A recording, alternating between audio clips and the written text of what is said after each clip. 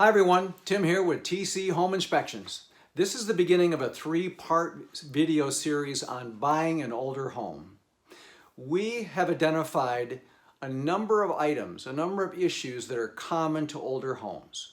And we know why people are buying older homes because they're beautiful. A lot of older homes have just unique characteristics that you're not going to find in a newer property. Maybe they have beautiful woodwork, beautiful floors, beautiful staircases.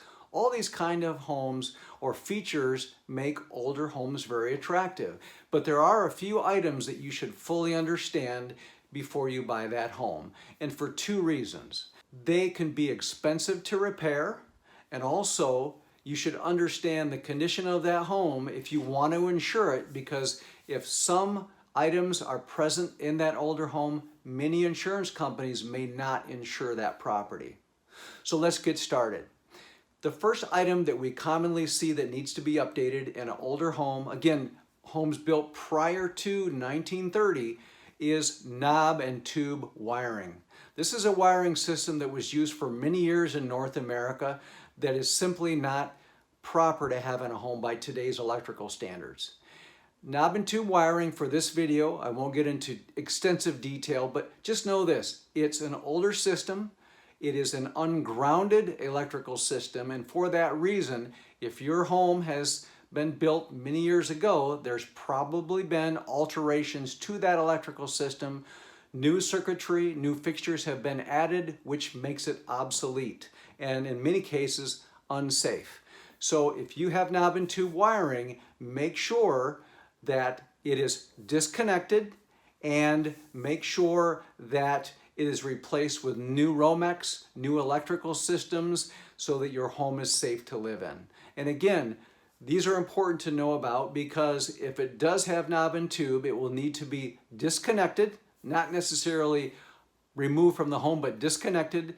New wiring systems should be added for your family's safety, and many insurance companies, if they find out your home that you're buying has knob and tube wiring, will not insure your property.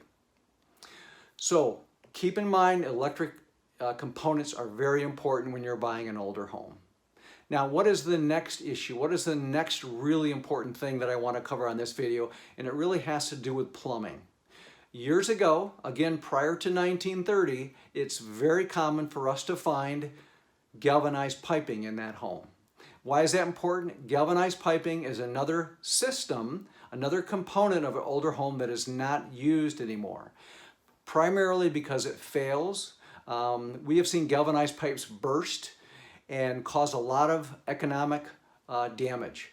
So the main thing to know is if you're buying an older home, does it have galvanized pipes?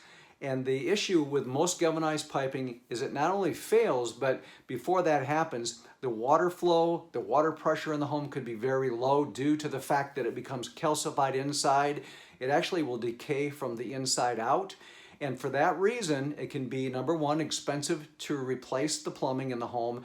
And then just like the electrical systems in an older home, insurance companies, if they find out today that your home you're buying has galvanized piping in it, they may not insure it. So those are two really important components. And then the last component that I want to talk about for this video has to do with insulation.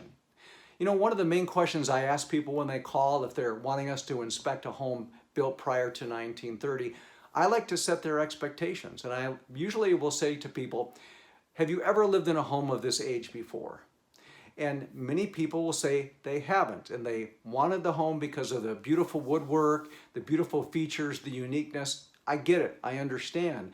But that older home, unless it's been completely updated over the years, could be very cold in the wintertime and very hot in the summertime for two main reasons. The windows in that home, in a lot of older homes we find this often, are single pane, which means there's no, or very little, I should say, insulative value to those windows.